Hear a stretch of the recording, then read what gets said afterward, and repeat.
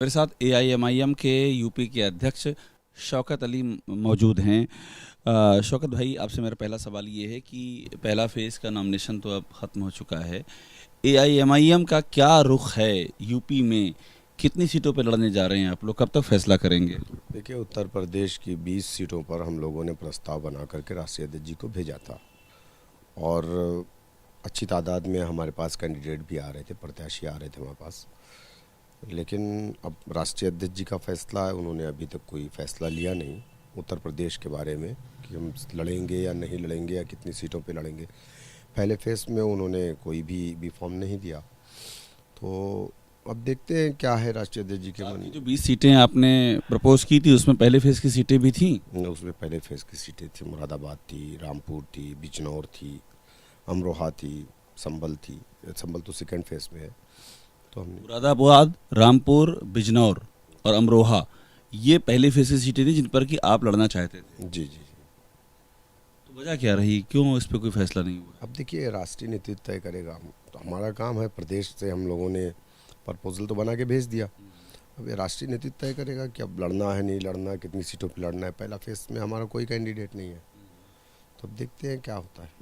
तो क्या है आपके जो राष्ट्रीय अध्यक्ष हैं वही साहब, उनका अगला कदम क्या है? कब यूपी का रुख कर रहे हैं वो? देखिए, हो सकता है कि संडे को वो आप लोगों से बात करेंगे उत्तर प्रदेश में आकर के, यहीं पे लखनऊ में। अब क्या फ़ैसला लेते हैं उस दिन, अब देखिए। तो उनके आने का पर्पस तो यही सियासी पर्पस है ना, इंतखाबात को लेकर के ही तो आ रहे हैं, जो चुनाव चल रहा है। देखिए, एक सियासी आदमी जब भी मूवमेंट करता है तो वो मूवमेंट सियासी ही हो जाता है। तो यकीनन है, कुछ लोग हैं, कुछ पार्टी से बात भी चल रही है, बैठ करके यहाँ पे देखते हैं क्या होता है। जो आपने कहा कुछ पार्टी से बात चल रही है, क्या बीएसपी से तालमेल की बातें चल रही हैं शौकत भाई? नहीं नहीं, बीएसपी से हमारी कोई बात नहीं चल रही है। बीएसपी से 2022 में हमारी मीटिंग हुई थी विधानसभा के इलेक्शन में अशोक सिद्धार्थ जी से, लेकिन एकाएक पता नहीं क्या हुआ, नहीं मालूम कि उन लोगों ने मना कर दिया। बहन जी ने मना किया या आपने मना किया? नहीं नहीं, बहन जी ने मना किया, हम क्यों मना करेंगे। देखिए, हम तो उत्तर प्रदेश में ये चाहते हैं कि बीजेपी को रोका जाए, और हम ये जानते हैं कि ना बीएसपी ना समाजवादी या जो मौजूदा अलायंस बना है यहाँ पे कांग्रेस समाजवादी का, जो भी है, इंडिया है जो भी है, वो यहाँ पे बीजेपी को नहीं रोक पाएगा। 2017 में आपको अगर याद हो तो एक अलायंस बना था जिसमें एक गाना भी बजा था कि यूपी को ये साथ पसंद है, राहुल गांधी, अखिलेश यादव।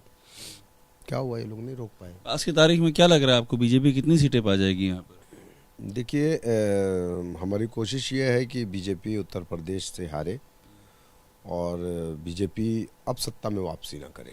आप लोग जो अलायंस करने जा रहे हैं, आपके पास ऑप्शन क्या रहेगा? समाजवादी पार्टी, क्या कांग्रेस आपके ऑप्शन में है? देखिए, कांग्रेस से हमारी कोई बात नहीं है।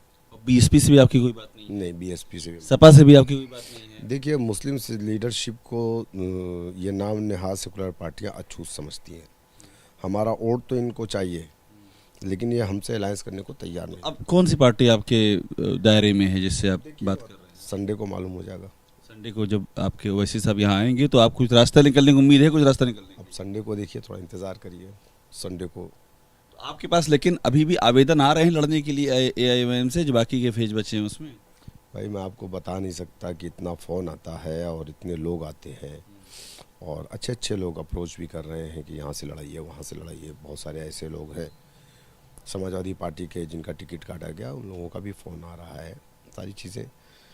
लेकिन अब देखते हैं राष्ट्रीय अध्यक्ष जी। एसटी हसन का टिकट काटा गया है, उस पर क्या कहेंगे आप मुरादाबाद के? गलत हुआ है उनके साथ, धोखा हुआ है स्टेशन साहब के साथ। क्या आप किसी और भी फेज में उनको मौका दे सकते हैं? अब देखिए, वो एसटी हसन साहब वो तो इलेक्शन नहीं लड़ेंगे, उन्होंने तो कह दिया इस बात को।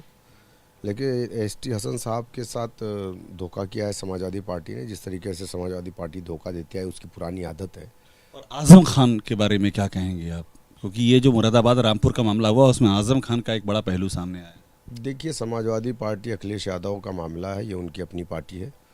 अब वो आजम खान का क्या मामला क्या नहीं, वो मुझे नहीं मालूम है, क्योंकि मैं उस मीटिंग में तो था नहीं। आप भी कुछ आजम खान के संपर्क में बताए गए थे? नहीं, गलत है, अगर किसी ने कहा तो गलत है। हाँ, 2022 में हम लोगों ने कोशिश की थी, लेकिन हमारी कोशिश बेकार गई, उन लोगों ने साफ मना कर दिया था। हमने किसी के कोई ऐसा दरवाज़ा नहीं था मुस्लिम लीडरशिप को जिसको हमने टच नहीं किया था 2022 के इलेक्शन में। लेकिन सारे लोगों ने मना कर दिया था, नहीं नहीं हम समाजवादी पार्टी के साथ रहेंगे।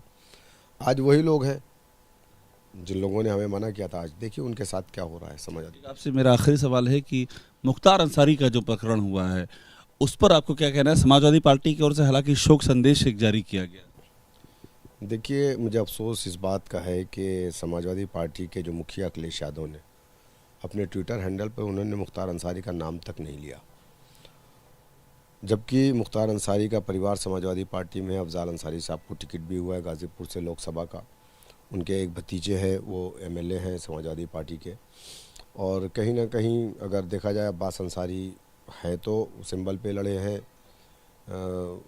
सुहेल देव समाज पार्टी से, लेकिन वो समाजवादी पार्टी के ही है। लेकिन अफसोस की बात है कि समाजवादी पार्टी के मुखिया ने नाम लेना मना। क्यों नहीं नाम लिया, क्या लगता है? अब मुझे लगता है उन्हें कोई डर सता रहा है, यह हो सकता है उनको ऐसा महसूस हो रहा हो कि बहुसंख्यक वोट हमसे नाराज़ हो जाए। लेकिन जबकि मैं ये जानता हूँ कि बहुसंख्यक समाज उनके साथ नहीं है, यही मुस्लिम समाज जो 20% वोट डालता है तो अखिलेश यादव के एमएलए जीत करके आते हैं। लेकिन इस समाज की भी आवाज़ नहीं अखिलेश यादव बन पा रहे हैं। आपके मुख्तार अंसारी को मसीहा मानते हैं? बहुत सारे लोग कह रहे हैं कि वो क्रिमिनल माफिया, कुछ लोग मसीहा कह रहे हैं। या एमआईएम की क्या सोच है?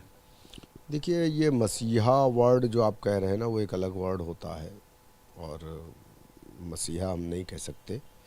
लेकिन हाँ हम इतना ज़रूर कहेंगे कि जो उनका अब तक का रिकॉर्ड रहा है गाज़ीपुर में, अगर वो लोग चुनाव जीत करके आते जहाँ से 12 से 13% मुस्लिम है, अगर इतनी बड़ी तादाद में वहाँ से लाखों वोटों से चुनाव जीत करके उनके भाई वगैरह उनका परिवार आता है, तो जाहिर सी बात है कि हिंदू और मुसलमान मिल करके उनका साथ देते। और इसके पीछे कहीं ना कहीं अगर देखा जाए तो ये लोगों की मदद करते होंगे, लोगों के साथ खड़े रहते हैं, गरीबों के साथ।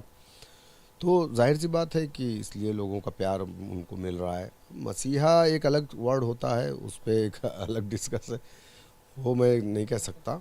लेकिन हाँ इतना कहूँगा कि उन्होंने बेलौस आवाम की खिदमत की है, गरीबों का भी साथ दिया है। और जो भी हुआ है गलत हुआ, ये एक बहुत बड़ा प्रश्न चिन्ह है मौजूदा हुकूमत के ऊपर कि पुलिस कस्टडी में जेल के अंदर, जबकि उनकी तबीयत ख़राब थी, उनको एक बार हॉस्पिटल ले जाया गया तो सर्जन को दिखाया गया, जबकि वो सर्जन का केस था ही नहीं।